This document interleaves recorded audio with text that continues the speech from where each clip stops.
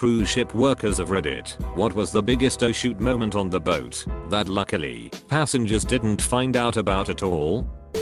One time I was on a cruise, and a few cabins down a man and woman who were cheating on their wife and husband, respectively, got super drunk and fell over the edge of their balcony from really high up. It was at night too. The whole cruise ship stopped once it was reported, and it took like an entire day to search for them. Apparently the man had his jeans or something, because he had inflated them somehow, and they were floating holding them. They reported that they were stung by multiple jellyfish, and were super cold the whole time. That must have been the scariest, most terrible 18 hours of their lives. Water pipe burst in a storeroom, and soaked all of the spare toilet paper. This was on day 2 of a 14-day voyage to Antarctica. The cabin stewards had to swap around rolls of paper between low-use and high-use guest cabins, and it came right down the wire. None of the guests found out or realized. Now toilet paper is hidden in every cabin instead of a centralized location. Ship just arrived in Whittier, Alaska, the port for anchorage, and an elderly passenger dropped dead while walking down the gangway. A conflict ensues between the port security and the ship's medical team. The port security didn't want the ship's medical team to get involved because it technically happened off the ship and the local authorities had jurisdiction. There really was no saving the guy, but the ship's medical team at least wanted to try. But the local authorities wouldn't even allow the chief medical officer to start CPR. The coroner had a 6-hour reader, so the port authorities bagged up the body and stuffed it in an X-ray machine storage container in port, guarded by local police, until the coroner could arrive to take the body to Anchorage. The wife of the deceased continued on to finish youth vacation for the 7-day rail trip to Denali. It was a 14-day gimmick. 7 days at sea, 7-day scenic rail trip. My understanding was the cruise line calmed her entire vacation, arranged for the remains to be returned home at no cost to her, and provided a personal escort/assistant for the remainder of her vacation. I used to be a crew member, and one time a guy working at the front desk jumped overboard after a crew party. He was found a few hours later by the Coast Guard, and everybody was asked to be discreet in order to keep the cruise running smooth, and everything was fine until the captain came on the PA and said we were delayed because a crew member jumped overboard.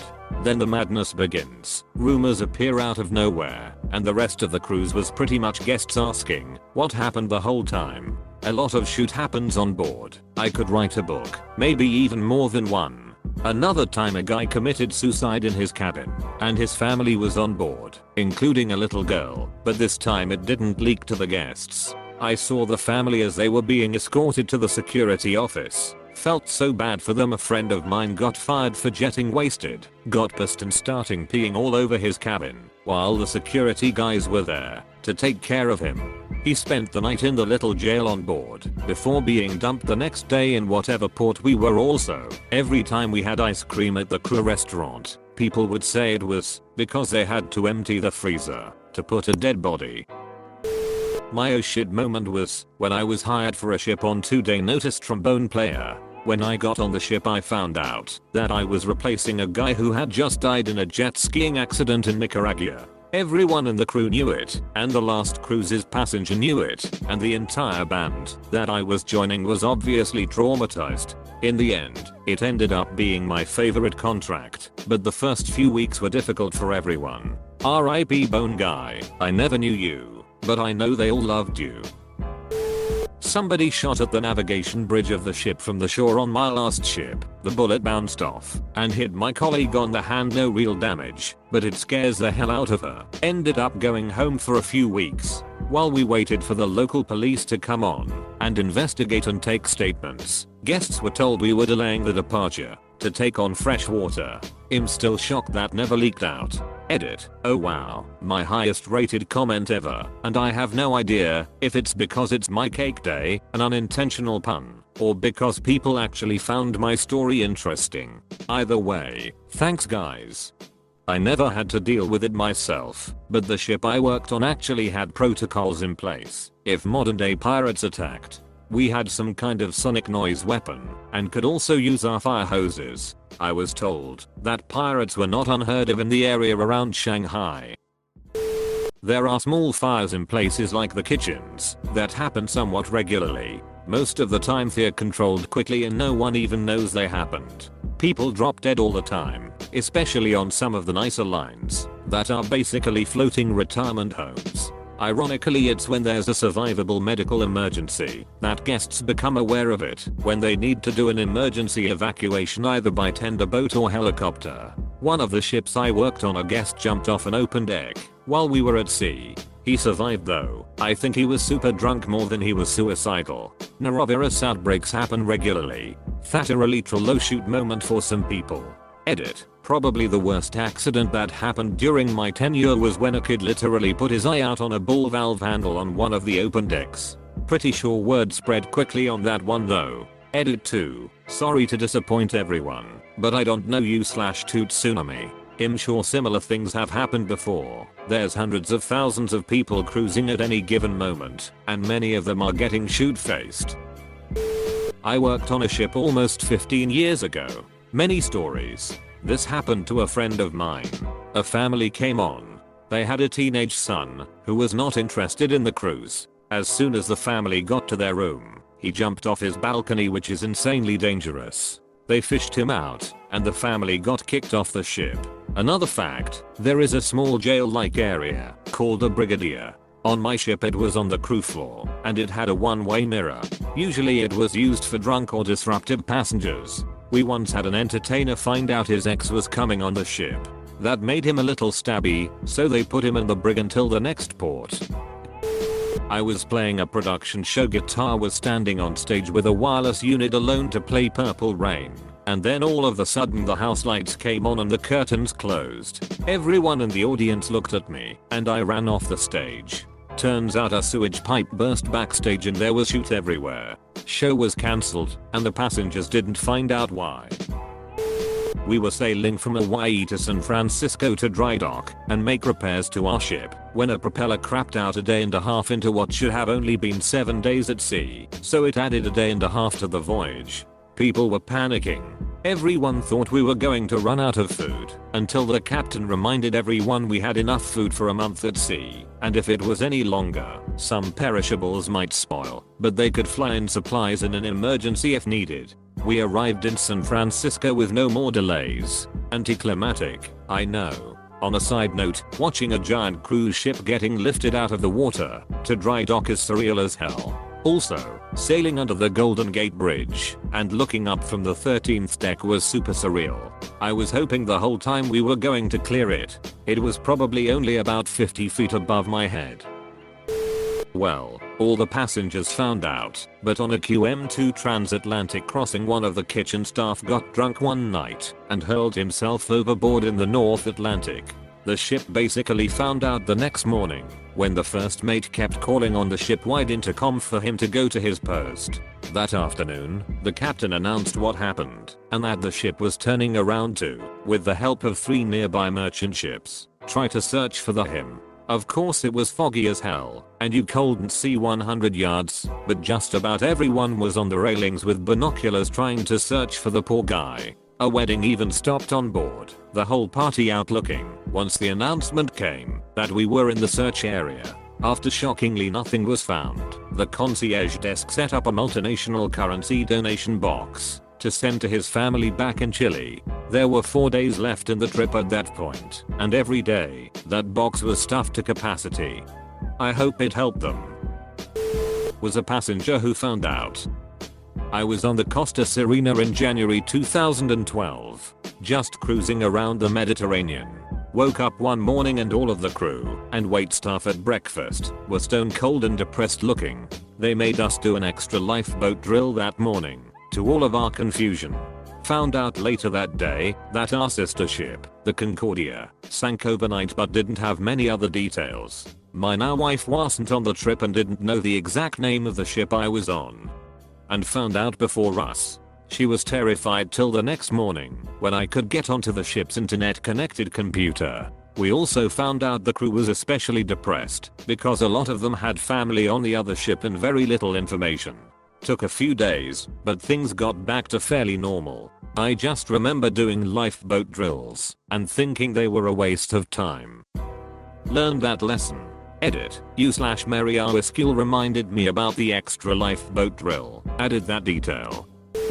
I work on cargo ships, but I've trained with cruise ship workers, so I've heard a few stories. I read your comment below, and generally the news only picks up on accidents on ships, if it's a major accident involving a lot of people. So pretty much only cruise ships, and luckily besides the Costa Concordia it's pretty rare these days. I do know that they have codes when speaking about incidents though, so to not alarm passengers. For example, if someone is hurt/dead, quite common. If you have a heart attack at sea, then your chances suck and they need to call for help via tannoy. They will use a code, so the passengers don't know what they are talking about. Also, as someone else mentioned, certain cruise companies that attract older passengers have a separate fridge for bodies, because getting through a trip without a death is not so common. My buddy is right next to me. We work on boats together, but he used to work on a cruise ship. This is what he says: I have plenty of oh shoot moments, but I'll give you my biggest oh shoot moment. So we were stuck in the locks of Amsterdam for over 4 hours, and no indication of what's going on. After a few hours had passed, the captain came on the PA system, and the reason we didn't leave was because there was a live mine from WW2. 1 kilometer from the front of the ship's REM on mobile, and had to condense the dialogue. Fires. I worked on a cruise ship for 5 years and we had 3 major fires. They were all in crew areas and were controlled and extinguished by our awesome fire team. The passengers never knew what happened, only that their waiter had to leave in the middle of dinner service. People don't realize how much training the crew members go through to handle these situations, and they will never know that their waiter just helped save the whole goddamn ship. Probably not going to get a lot of answers. I know at least Carnival makes their employees pay for internet. I was talking with some crew and they were asking about current events and politics, because they're almost cut off because of how expensive the internet access is. They do. It is cheaper than what the guests pay, but it's also super slow, and they charge by the minute. This is why, if you ever go on a cruise, you'll see whatever coffee shop is closest to the dock full of crew members on their laptops. I currently work for a cruise line on shore. I have assisted people who want to bury their loved ones at sea. Obviously, the bodies have to have been cremated, and the ashes have to be in a biodegradable container. My buddy worked in the theater on a cruise ship and always had fun stories from traveling around. Cool thing, beers are less than $1 in the crew bar. Bad thing, you always have to be sober enough to operate a lifeboat and man your station during an emergency. Crew members getting left in countries because they were off getting drunk and chasing cute locals. Old people dying and being put in a freezer on a low deck near one of their storage areas. Good times. A new guy miscalculated the pool treatment, and one of the jacuzzis ended up with a pH less than 2. It was discovered before the area opened, and that one remained netted for the rest of the day while it was balanced. A wiper/painter stood on a small copper nickel black water pipe to reach higher on the bulkhead. Litra low shoot moment from the floor to his knees. If you're pushing 140 revs on the shaft and the ship still won't break 15 knots, check the bulbous bow for whales. A pipe burst and flooded the kitchens. It was a waste pipe, so we had to throw everything out and get a sanitation company to meet us at our next port and go out and buy all new inventory. We gave out vouchers for food, but if we had been further from port that would have been awful. A passenger went missing and nobody could find him for a couple days. It turns out he committed suicide in the fan room, so everyone had been sucking dead guy air for a while. We definitely kept that one under wraps.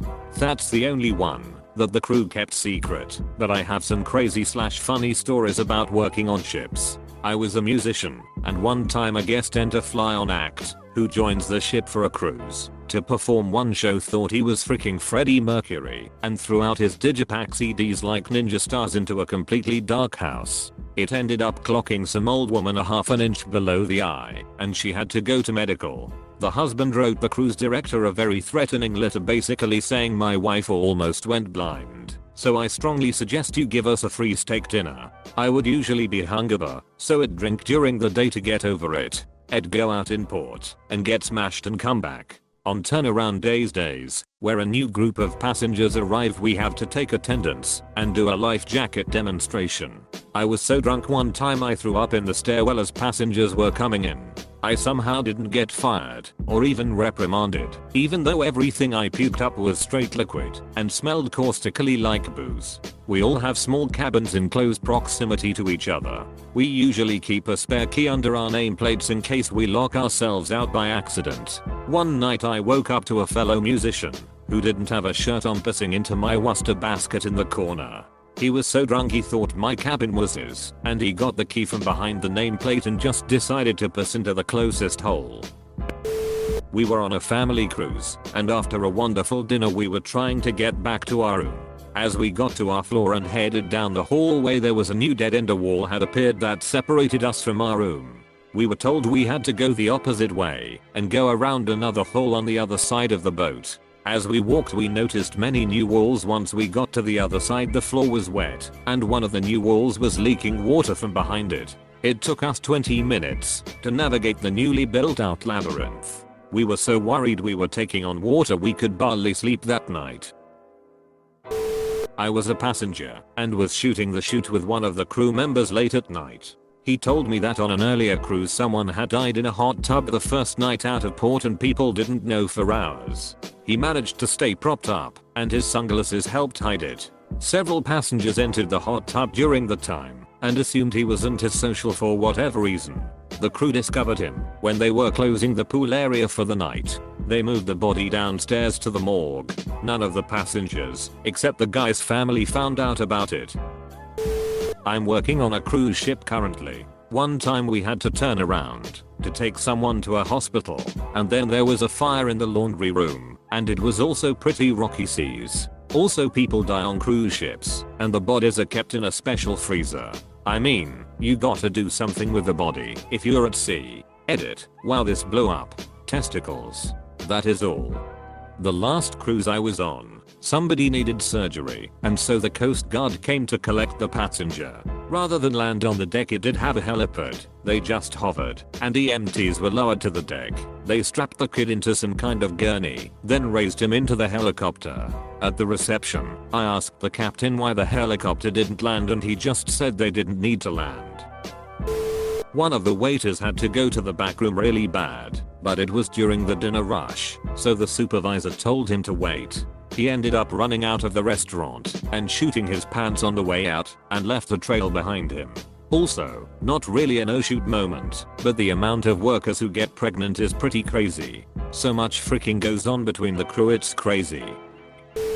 Heard this one from a friend who worked the cruise ships in the 80s. So it was one of those mainly senior citizen cruises, and our older gentleman passed away while lying on one of the outside sunds. Luckily, one of the officers was first to notice and quickly called over to South American staff members whose English was less than perfect, and he tells them, "Get rid of that quick, before anybody sees it." The officer meanwhile tracks down the gentleman's partner, and after consoling her through her grief, she asks to see the body. He takes her to the refrigerator, where they keep people who pass away, and it's empty. He calls the ship's doctor, who knows nothing about any body. Now furious, the officer hunts down the two staff members who moved the body. He finally finds them and goes ballistic.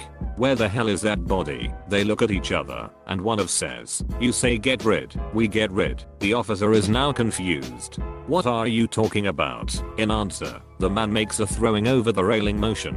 In hindsight, I wish I'd asked my friend what they told his wife.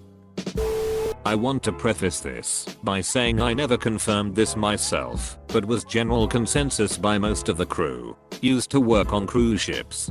Generally we leave ports of call around 4 or 5, never really staying later than that due to port regulations. One night, we had a surprise late night at a port. All the passengers and most of the crew had a wonderful time. It was a port of call with a very active nightlife. I was part of the last groups coming back to the ship and noticed a few men in scuba suits entering and leaving the water. Large machinery in the water off the stern of the ship sporadically lighting up, almost like someone was welding underwater.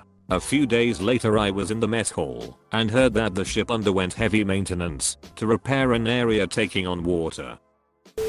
My dad worked on a cruise liner in the 80s. When it was in the Falklands as a troop carrier, it was nearly sunk by a French exocet missile fired by the Argentinians. I believe it was closer than 100 meters before it was destroyed. Another time one of the engineers discovered a fire in the engine room, and so as not to cause too much of a panic, by sounding the alarm he ran around the middeck shouting back "Fire" in the main engine room, and then ran back downstairs. Finally, another fire was once discovered by a boiler technician who, whilst not on duty and drunk, put it out with his makeshift male firefighting equipment. I haven't worked on a cruise, but I did go on a Disney cruise in February. Obviously we knew this happened, since I can tell the story. As an aside, the cruise was amazing, and even though Disney cruises cost more, ours was entirely done with rewards points. The ship never had lines for anything, and the staff was beyond incredible. Anyway, a small electrical fire broke out in a cabin down the hall from us. It's jolting being woken up on a cruise by a general alarm and opening the cabin door to see a crewman sprinting down the hall with a fire extinguisher. The ship's captain quickly walked past as well, with a couple officers flanking him. A few minutes later they had crew stationed throughout the ship's halls, explaining to everyone what had happened, and that everything was fine. The family that had been in the cabin got moved elsewhere, and at the next port it seemed like they brought in extra people to clean the floor, to remove the smell. It was mild anyway. Fires on ships are scary, and the response is always immediate, and probably proportionally larger than it needs to be. My father was a firefighter on his cruiser when he was in the Navy, and he had similar stories. Ships don't frick around when it comes to fire. I was it officer on board, now senior, on my, I think, third contract or so. We had a complete meltdown of our data center. Everything stopped working. PMS hotel management system, POS point of sales, of course all the file shares, email etc. It took us 3 days, and a lot of luck, and I'm talking a big chunk of luck, to get everything up and running again. Our front of the house staff handled the situation amazingly. Everyone who usually relies on emails from external came afterwards to thank us for the downtime, and asked if we couldn't do that more often. Sure. Our guests didn't notice a thing, that basically the whole operation needed for the hotel side of our ship was affected, and every system was down. This didn't affect any bridge or engine equipment, as it is completely separated from our environment that we in it are handling. Only one I have witnessed were 2 fires in the engine rooms. Scary thought. Because of the nature of the ship's normal workers are picked to be firefighter trained. So your onboard firefighters will be engineers, or wait staff, or galley. They chose the big bulky ones who won't be blown over when the water comes out the hose.